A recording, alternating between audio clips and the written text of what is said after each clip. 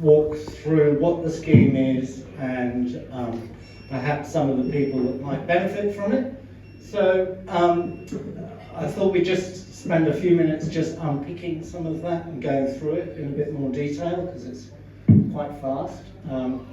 So if we look at the consumption, electricity consumption of a community, this is our community, this is the output from the Empire Bay substation, and we look at it on the peak summer day. The output looks something like that. This was last year, and the peak winter day looks something like that. So you can see both of them are fairly peaky, and generally the peaks occur either at breakfast time or at dinner, which makes sense because that's when we're all home cooking, heating, cooling, lighting, using lots of energy. And the important thing that he was making there was that those peaks drive the cost of the system. So every system has to be designed for the worst and most usage. So that's all our infrastructure has to cope with those peak times. So that adds the cost for everyone who uses electricity, as he said, whether they're homeowners, battery operators, tenants, whoever. And the other issue that he didn't make but is evident is that through more electrification, as people switch away from gas to electricity, as we introduce more electric vehicles into the mix, we could get larger peaks unless we do it sensitively and with care. So that's for a community. And if we look at a typical household, so I call this a basic household because it doesn't have a lot of the bells and whistles that some households do have. And it's worth noting that every household is very different. I'll come back to that in a minute. But the profile of a basic house looks even more peaky than the community. So you've got these pronounced peaks both at breakfast time and in the evening. However, as he said, we are producing very large amounts of solar electricity at the moment and feeding it into the grid. And so we have both home solar production from rooftop solar powers and also solar farms feeding into the grid.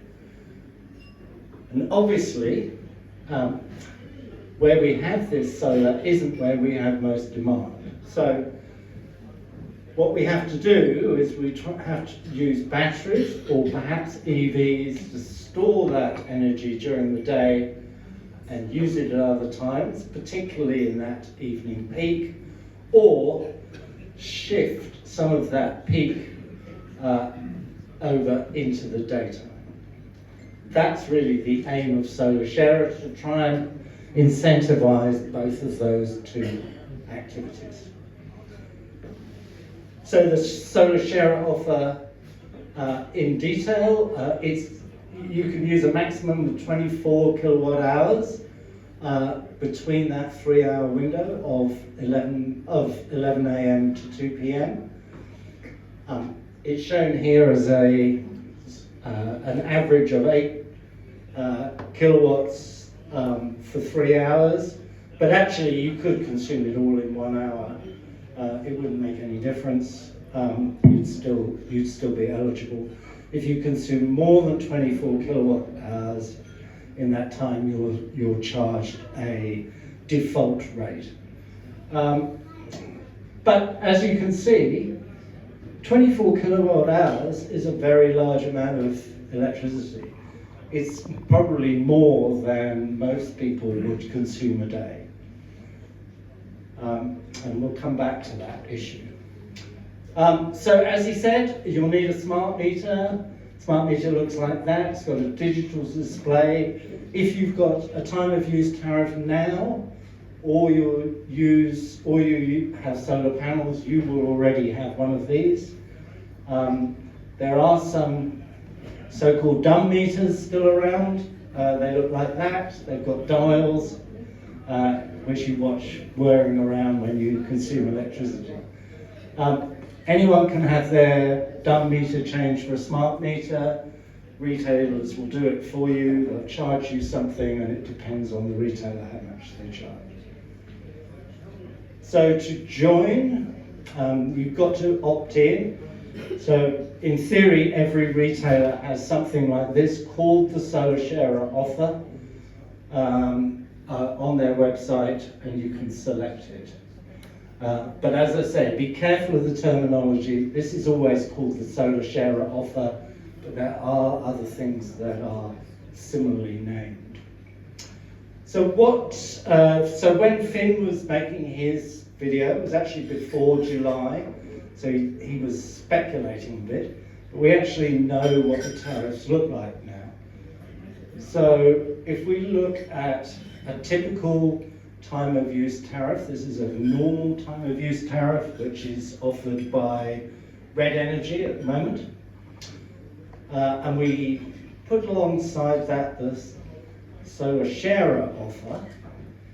You can see, obviously, it's zero cost between 11 and 2. But at other times, particularly peak times, you've got to be careful because the rates are very much higher. Sorry? I said it stinks. Well, the retailers will argue that they're just recouping their costs. So, I think there's two things to be careful of. One of which is that some of the rates are going to be very high at peak times. They might be lower at other times. But the other issue is that it's likely that most of them will have very high standing charges. And we'll come to that in the second half of this discussion. But I'm going to go back to Charlie now to see if we've got any questions before we talk about whether it's right for you. We'd like, this is your opportunity to ask questions from the floor. Joanna will be wandering around with a mic and she'll give you the opportunity. Just put your hand up when you want to ask a question.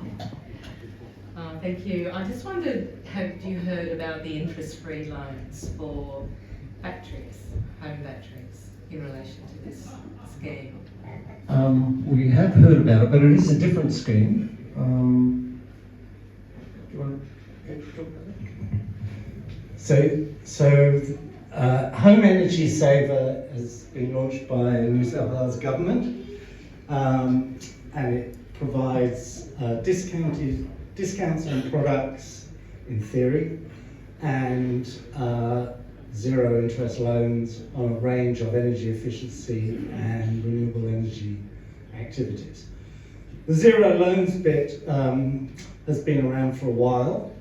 The new bit is the discounts for means-tested households. There's a government website which has a lot of information on it. It's really embryonic at the moment, so they don't offer a lot of the energy efficiency services like insulation and home energy assessments at the moment. And they're not doing the discounts yet. We're kind of watching it to see how it evolves.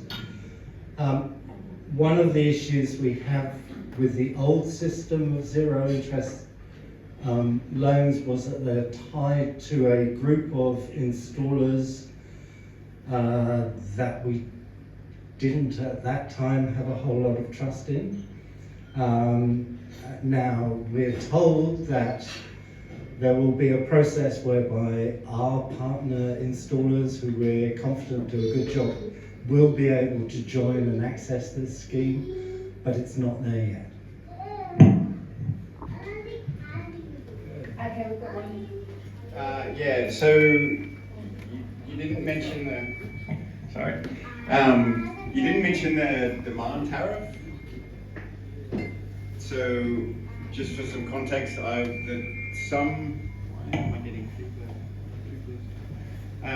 some plans have a demand tariff which typically runs from 3 p.m. till about 8:30, 9 p.m. at night, and it's an extra charge based on what you're using in any 30-minute window. I've been hit for a quarterly bill for an extra $300 for charging my EV for 30 minutes in that time. And recently we messed up and forgot to charge our battery, and we got hit $60 for a monthly bill. Did you, like, I don't know, Mark, did you forget to mention that, or? I'll just about to say, we are aware of it. That applies to whatever scheme you're in, whether it's a solar share scheme or not. It's been around for a while. It's come to our notice too, yes. It's an excessive charge if you use a lot of energy between the hours of 3 p.m. and 9 p.m. and you're on the Ausgrid network, which we all are here. Yes, it only applies for certain months of the year, about 8 months of the year, but it's Half an hour. It's one half hour that is then extrapolated, your maximum half hour usage at that peak time, and then that's extrapolated across the month. So you can have been physically absent from your house for 29 days out of 30, and then you come back, you set everything off, and your bill will be charged based on half hour peak usage every day, even though you only used it for one.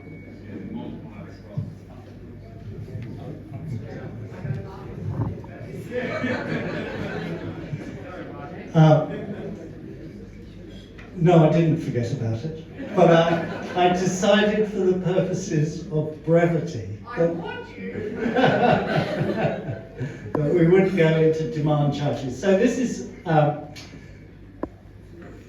a charge placed on power, if you remember. So it's the instantaneous power, maximum power that you draw. And again, it's designed to try and encourage people to reduce their peak demand. There was recently a ruling on it, and every electricity retailer now has to offer you an opt-out opportunity. So if you're seeing demand charges like you are, you have the option to opt out of that and go on to some other plan. Obviously, they'll try and recoup costs by their energy or their standing charges, but it would overcome some of the sort of shock of getting a demand charge like that through through no fault of your own. I'm happy to play their game, it takes a bit more effort, Yeah. and you need a battery. Yeah, I mean, the truth is that not many people have the ability to be sufficiently flexible to manage their loads to avoid it. And so that was the ruling by the regulator to allow people to opt out. Any more questions? Any other questions? Any questions specifically about the solar share program? Everyone understand how it works? You don't want any more detail before we move on? As someone who has the battery and the panels, what does it mean in terms of opting in and out with this scheme? Don't have the electric car to charge in the middle of the day. So what does it mean in terms of someone who has those things?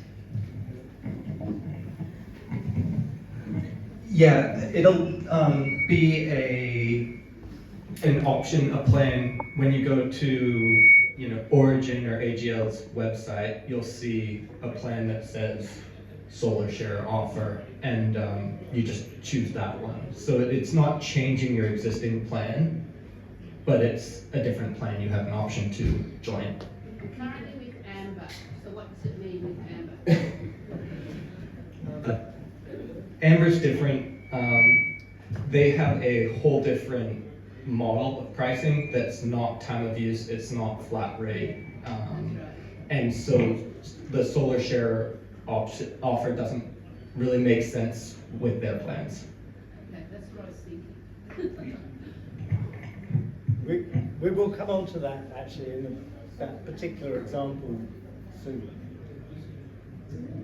Any other questions? Well, maybe we'll move on to the second part. I'll hand back to Mark, and he'll actually talk about how this scheme can be applied to your different circumstances. Hopefully.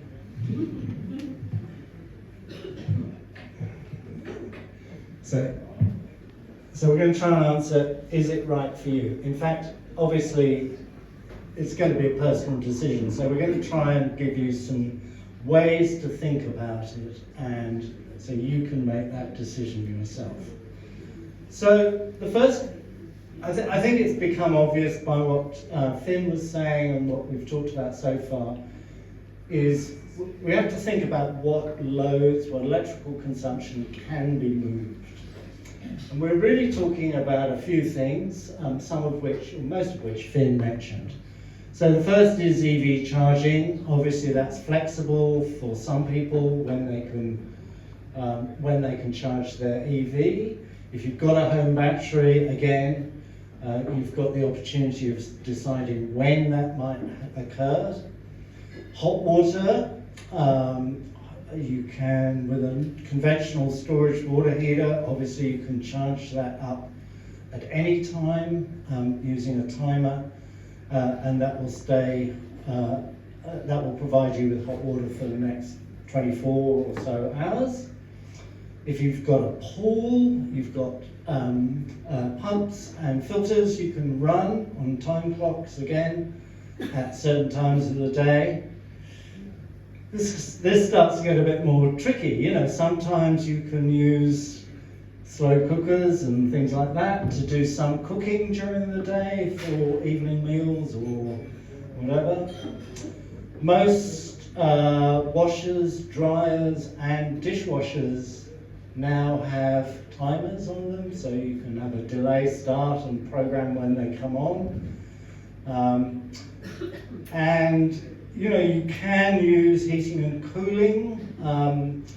You can preheat or pre-cool your home, but the proviso that he said, which is true, is that you know you do need some quite well insulated properties in order for that heat and cool to be available in the evenings. So those are the things that we possibly could move. So the next question is, you know, how much does moving this represent? Remember, we've got this ceiling of 24 kilowatt hours per day that was free under the SSO. And that's up the left-hand side, that's total kilowatt hours per day, up to 24. If we look along this graph, you can see that home battery storage, well, most home batteries could easily store 24 kilowatt hours a day over that 3 hours.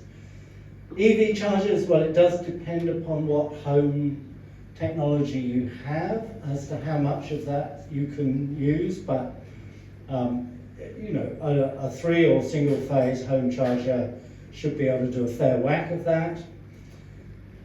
Electric water storage heaters, well, that should be, that should use, you know, a good proportion of that 24 kilowatt hours every day.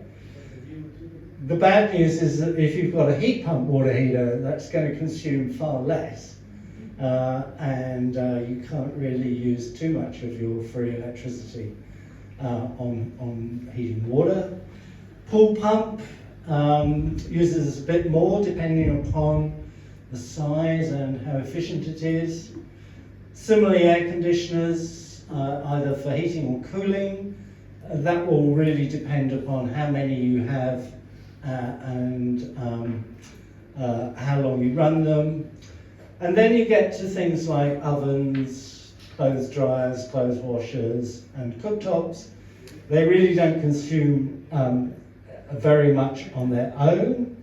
So you're looking at a combination of things to really make the most of this free 24 kilowatt hours a day.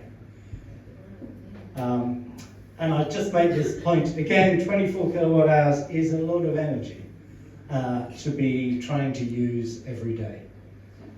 So battery owners, yes, certainly. You know, this is ideal to charge it up during the day and use it in the evening. For people with a small or shaded rooftop solar, the solar sharer offer may be good in winter when you don't have enough solar feeding into your battery. Electric vehicle owners, yes, that's a good use of your free electricity, but the caveat is you have to be at home and able to plug your car in. And you know, the other thing is 24 kilowatt hours is quite a lot of energy. You know, it's probably 20, 25, 30% of your total charge in your battery. Are you going to want to use that amount of electricity every day to charge your EV? Hot water, well, yes, 24 hours is more than enough to fully heat a storage water heater. And, you know, it's a further incentive for those people still on off-peak to move over to daytime and charge up their hot water there. But really, if we look at all the other household loads that are flexible, whether you can make it work really depends on your lifestyle, whether you're at home, and what you can do to shift your consumption during the day. And you're probably going to need to combine a number of those actions to get anywhere near 24 kilowatt hours. And even then, you may not do that every day. You may not use your dishwasher every day. You may not wash your clothes every day. Okay, so that's what you could be doing. The next question is it worth it? So I'm going to look at the example of red energy because it's the simplest one to look at, and it's available right now, and several of you I know are on red energy already. So this first option is called Living Energy Saver. It's a time of use tariff, and it's their sort of standard tariff they offer. So you can see it has a peak, a shoulder rate, an off-peak rate, and a service charge. Peak rate is higher than the shoulder, which is higher than the off-peak, so it's a stepped charge, and the service charge is just under $1 a day.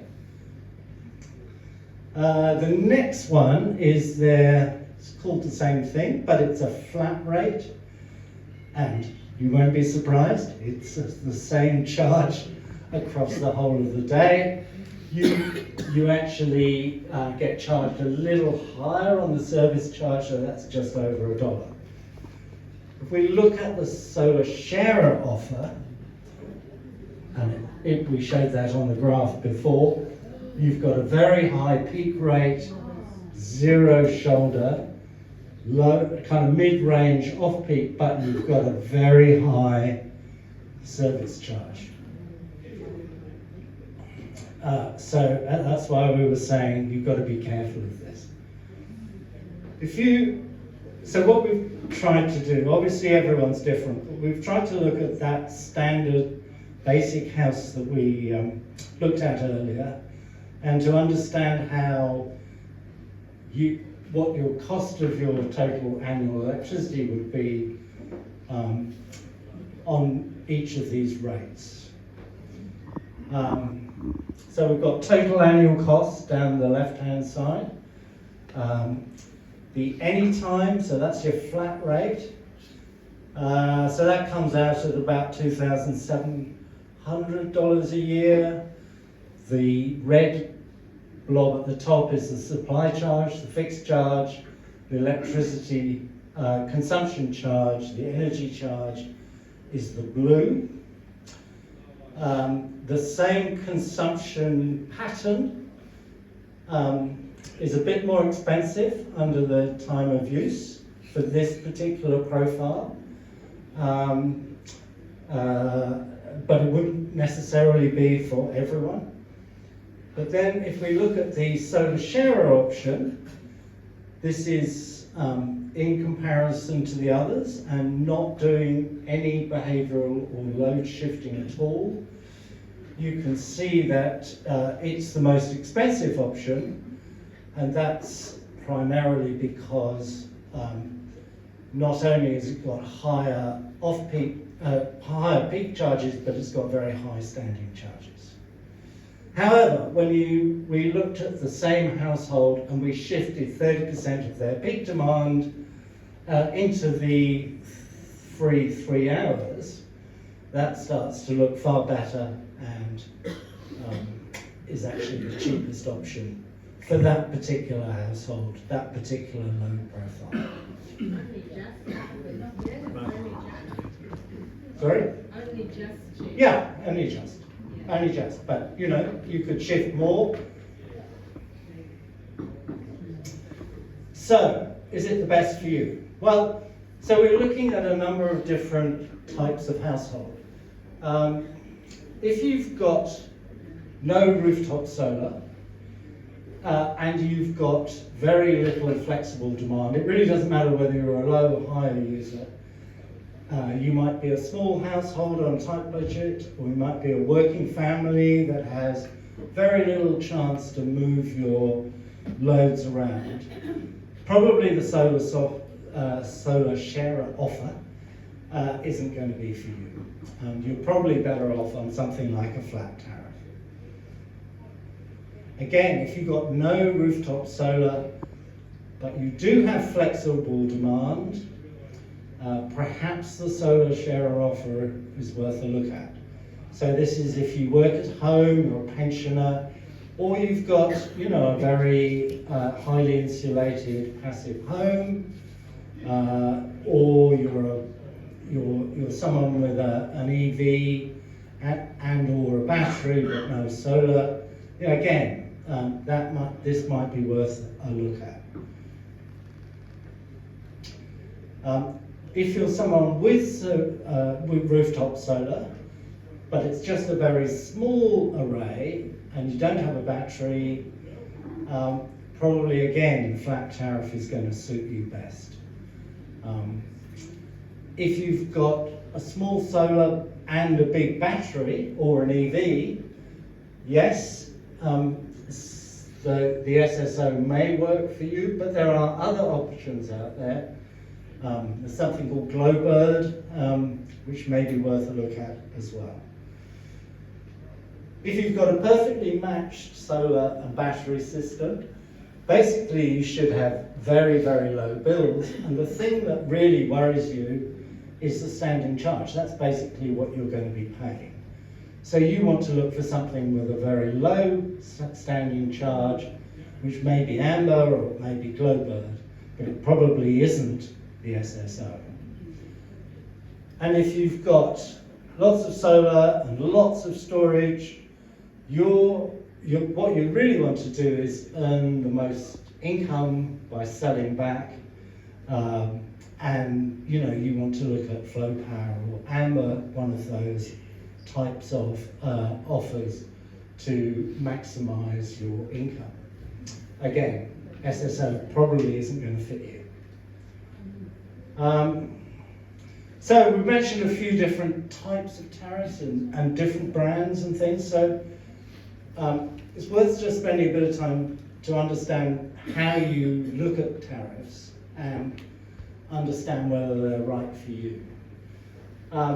So there are three ways, really. One of which is all of your bills will have something which says you could save by switching to a new plan. You'll see that on every bill you get by law. Unfortunately, all that does is tell you within the same company if you could save money switching to another tariff option. It doesn't tell you about what else might be out there from other companies. So we don't like that. The other is retailer websites. So they will typically show you something like this, which is to say that if you switch your plan, it would be here 15.9% below the comparison price, which sounds great. Until you realise that the comparison price is based upon a load profile that you don't have. And in fact, no one has. It's an entirely fictitious profile, very low consumption. I can almost guarantee no one's consumption looks like that. So it doesn't mean that it's 15.9% lower for you. So we don't like that. But there is another option, which is a government website called Energy Made Easy that uses your actual real data, so it's what you really have consumed, and it compares every single offer out there in the market. And we like that. So you just go to the website. It's pretty simple. It's like 4 steps, and it's there. It takes about 15 minutes. But you do need to put in something called your NMI. So this is your National Metering Identifier, and it's a number that is on your meter, but it's also on your bill. So if you've got an electricity bill right now, you will have something there which says at the top, this is your NMI. And you put that into this website, and it extracts your actual data to calculate. Excuse me. So, this is the last one. You'll be glad to hear. Moving electric grid consumption from peak demand times is a good thing. It lowers the cost for everyone, whether you're a solar battery owner or you're not, or you're a renter or you're an owner-occupier. It's a good thing to try and reduce our peak electricity consumption. So at the same time as reducing costs, it also reduces our reliance on fossil fuels and makes more use of solar. If you remember all that solar going to waste in the middle of the day. And a lot of the peak is produced by coal and gas. So the Solar Sharer offer is a scheme to incentivize households that shift demand away from the peak, but you have to realize you don't have to do it. But if you do join Solar Sharers, the rates you pay outside that free window may be higher than you pay now. So you have to do something proactively to make it work for you. And the other thing is there are other tariff options worth exploring. We mentioned a few there, but there are thousands out there, as well as the SSO. So that's it. Question?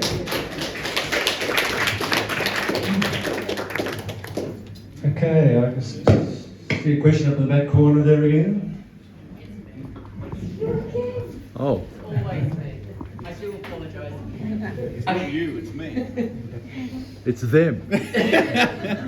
These two. What are they doing? Who invited them? Did you invite them, Mark? So I've got a question about what if you're attempting to play this game? So imagine a scenario where you've got a house that has a shaded roof in winter and a battery. So you switch to SSO over the winter period, and then potentially in summer, I mean, this goes into VPP as well, but in summer then you will have excess, and then you could potentially be making money back from the grid. That's question number one, very, very granular.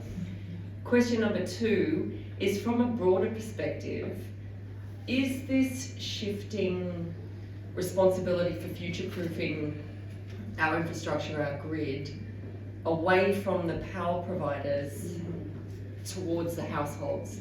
So they're not becoming responsible for setting up battery infrastructure, it's actually put down at the householder level. So, and there's a whole range of things in that, but I won't dominate. Look, I might have to go on the first question there. Your issue of whether it's an idea to go on SSO in winter and store up your battery and then sell it off and make some money. The catch there is all these SEO programs, so we didn't have it up on the screen there, but all of them have feed-in tariff rates within the range of 1 cent and 3 cents per kilowatt hour. So it's unlikely you're going to get back enough from that feed-in rate to... Well, in winter you still wouldn't be able to sell it. Okay, so all right, okay, for summer. Well, it's possible, but yeah, look, it's possible. But what you're doing is you want to store it in winter to consume yourself, basically. Yeah, look, that's possible. I mean, that's even an argument for people with just batteries and no solar at all, that you could potentially play that game. But the second one, it's a bit serious, the second question. I'll hand that over and we can talk about them.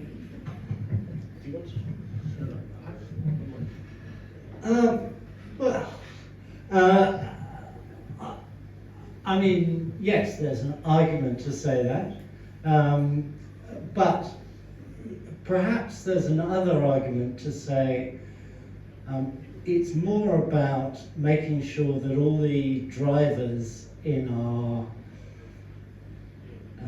electricity system are working in the same way.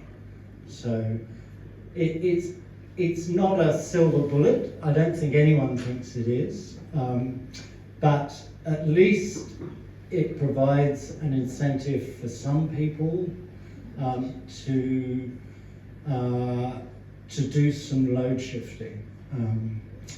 And that's not really something that has been highlighted by the government before. So I think it's not this as opposed to something else.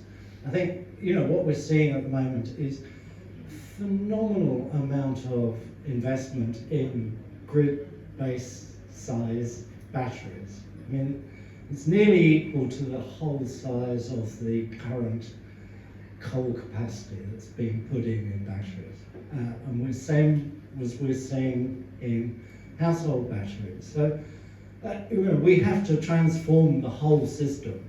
And part of doing that is to make sure that all the levers in our society are faced in the same direction and trying to achieve it. So, I think this is probably worth a try. I don't think it's going to do an enormous amount, but it's perhaps beginning to just sort of reduce some of the disincentives that are out there.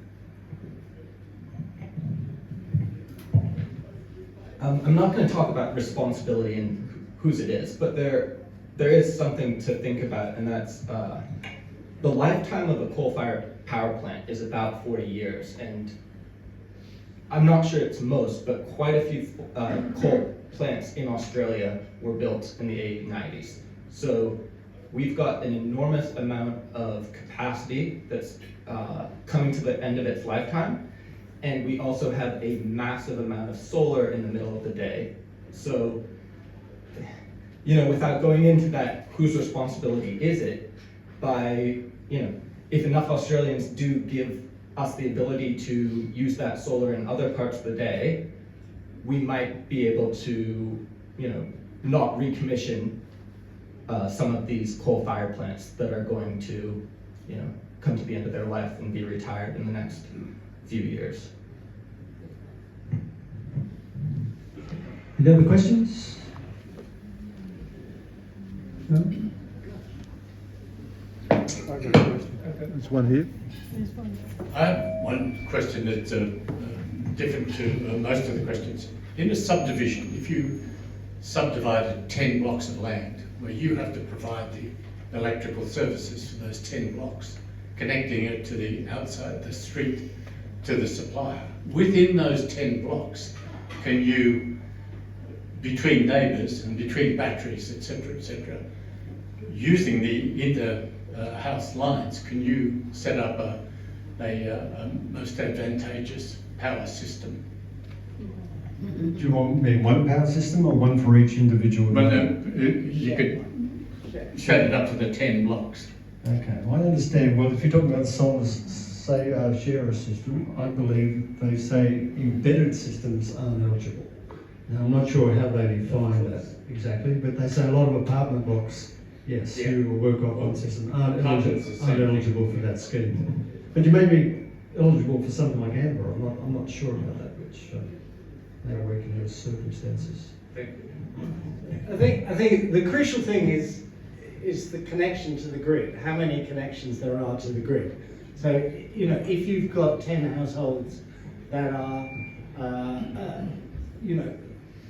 in an embedded environment, which means, they've got one connection to the grid and they may separately meter internally and charge. Yeah. You can do anything you like inside that. Ah, that's the question. Yeah. Yeah. Yeah, well, within reason. But, yeah. Anyone else? Malcolm? John?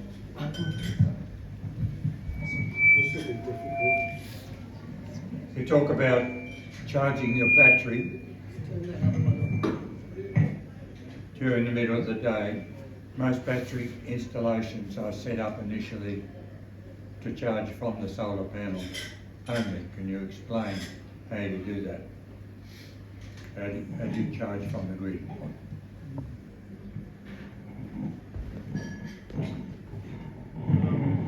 I'm not quite sure. You must be able to draw power to your EV from both solar and from the grid. EV's all right, Yeah. but what about the house battery? Okay, house batteries. Now, this is an important point because not all batteries have the capacity to draw from the grid. Most of them do. Some of the earlier ones and some of the cheaper ones don't have the capacity. Another factor is, even if it has capacity, the owner might not have the capability built into their app, controlling app, to give them access to do that. It might be an installer setting only or something like that. So it's important. If you're thinking, I've got a solar and battery and I like this SSO scheme and I'm going to join it and download 24 kilowatt hours of power a day, think again, just check to make sure your battery can do that first. Otherwise you'll be wasting time and money. But you have to do it every day. Or can you set it? Oh, setting. Oh, in terms of settings, look, I think you don't have to do it every day. No.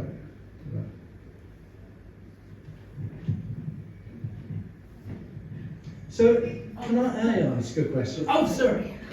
Well, it's a bit of a segue to whether or not you're going to do something on what choice of home battery you should have, or what to look for, or which, any advice for the home?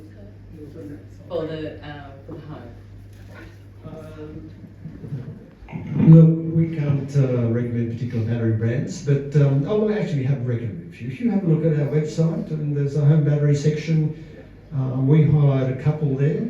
And the ones that people like Solar Quotes, who you saw the video from, and Solar Choice are the same ones that be recommended. We recommend mid to high range quality price batteries. Don't go for the low ones. Popular ones at the moment are SIG Energy is one that seems to be dominating the market at the moment. It's sort of well priced and it's stackable components. So if you pay for so much now, later if you want more capacity, it's easier to apply new capacity.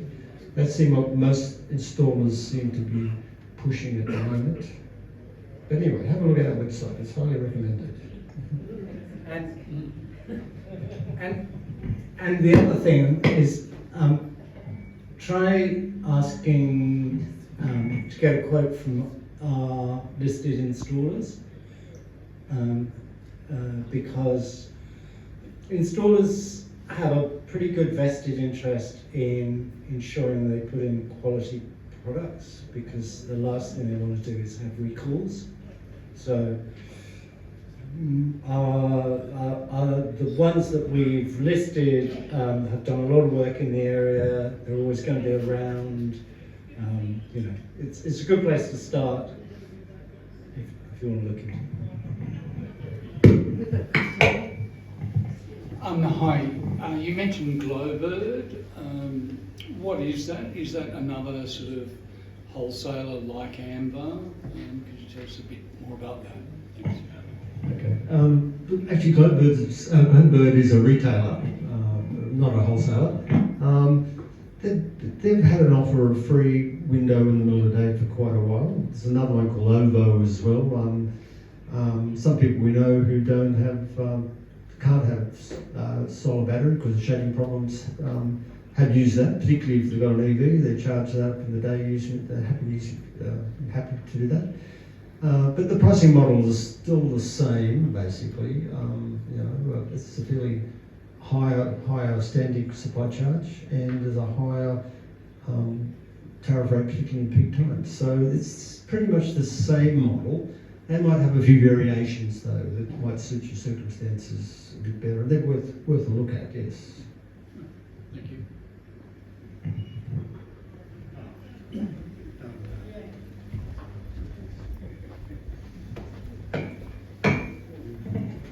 General comment.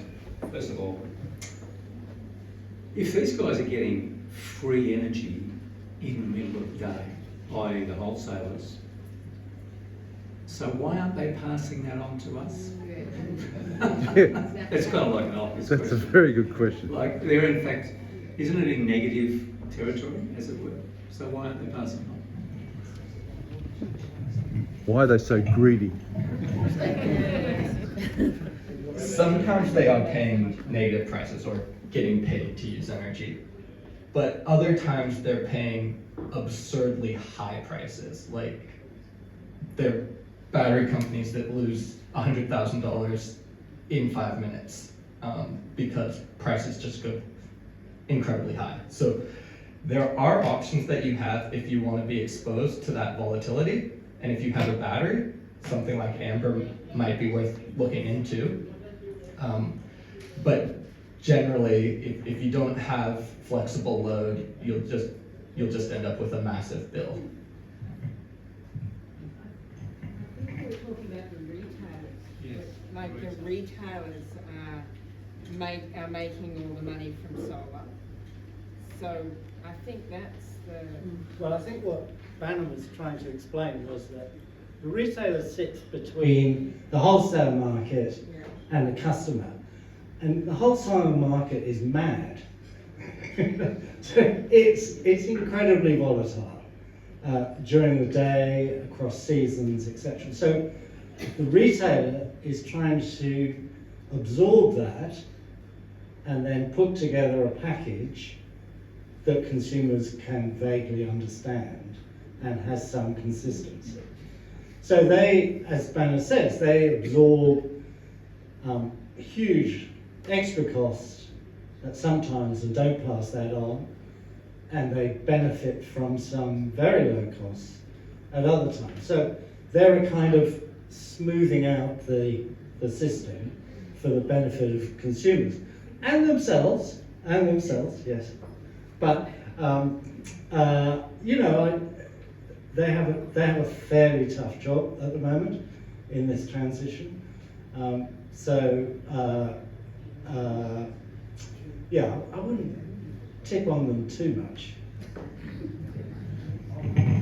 I've got a question. Yeah. Deb? It's just interesting, like, given this, like, scheme, which has got good intentions, is actually not working very well for many people.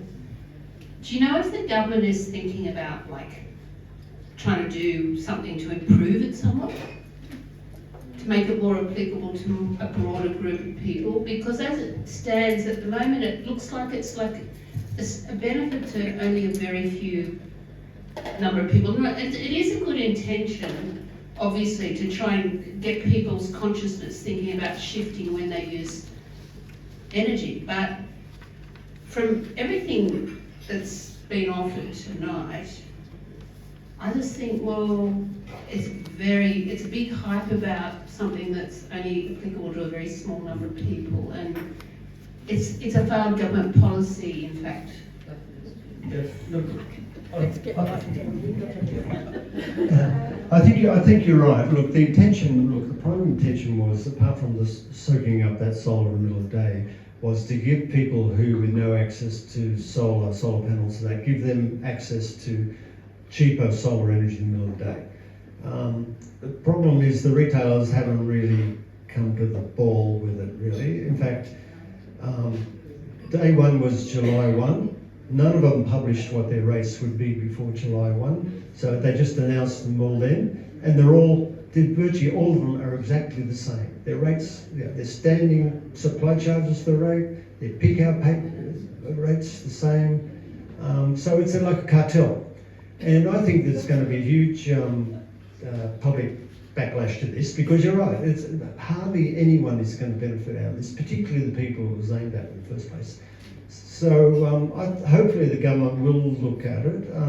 I think I've read something where the Minister for Climate Change is concerned about particularly the increases in the standing supply charge, because that's gone up 75% basically.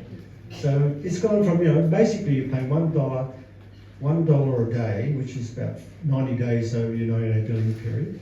Now that's gone up to $150 over your 90 days. So that's $60 that you've got to claw back, even with a battery and trying to fit in tariff rates of that, you've got to claw back an extra $60, and you're really unlikely to do that. So yes, I would think that this is not going to, in this current format, the current pricing won't change. I think there'll be some pressure on this, and there'll be some modifications to make it a bit more attractive. Yes, It's interesting that actually in some states the offerings are more attractive than in New South Wales, because it's basically Ausgrids that's setting it here in New South Wales, and they obviously don't like it very much.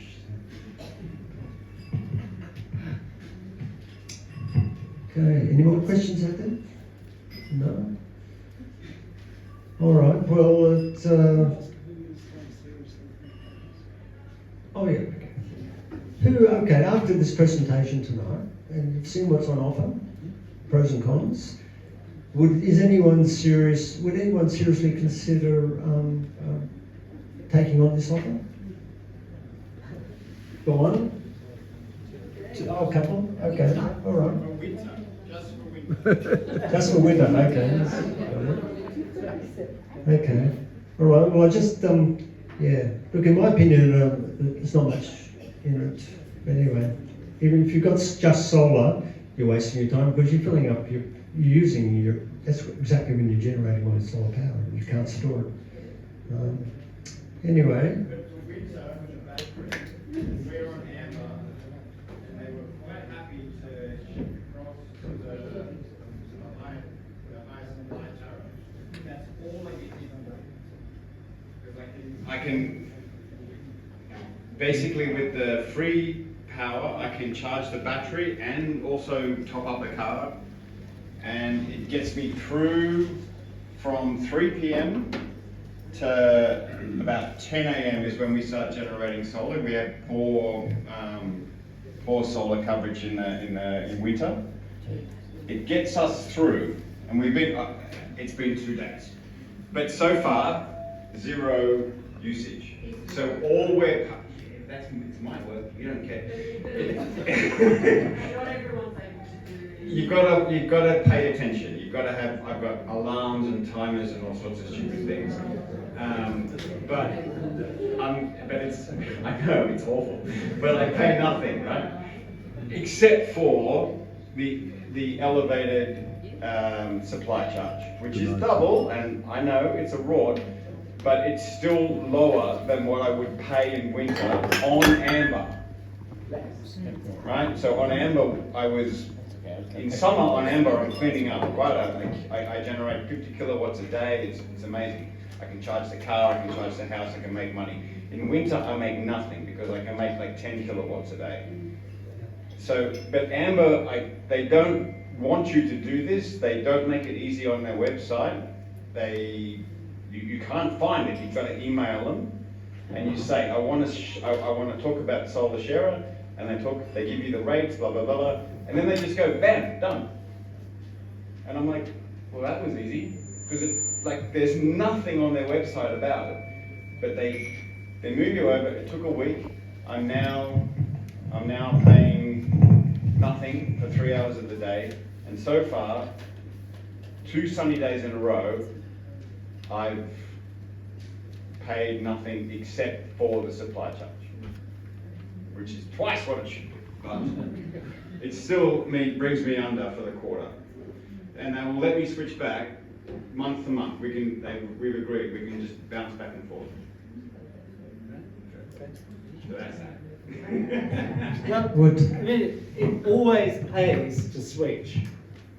If you look at on Energy Made Easy, you'll see almost everyone is offering $300 incentive to switch to a different provider. So you should do it every year, basically. Anyway.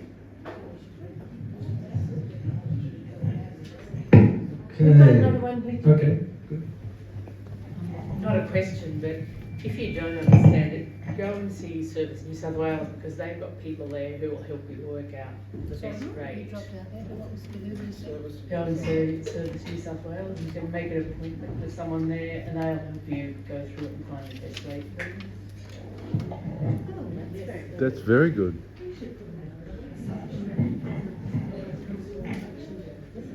Hey, this is the last chance. No more questions. Well, I just might do a quick ad for our next forum, which I think is the 23rd of October. And the main thing's going to be around community batteries. And we're going to. That's all right. Actually, I'll finish the forum thing first. Anyway, the next forum here, it will be about community batteries and whether they're a good idea or not, and how they fit into the system with everything else going on. Yes, and we'll try and explain.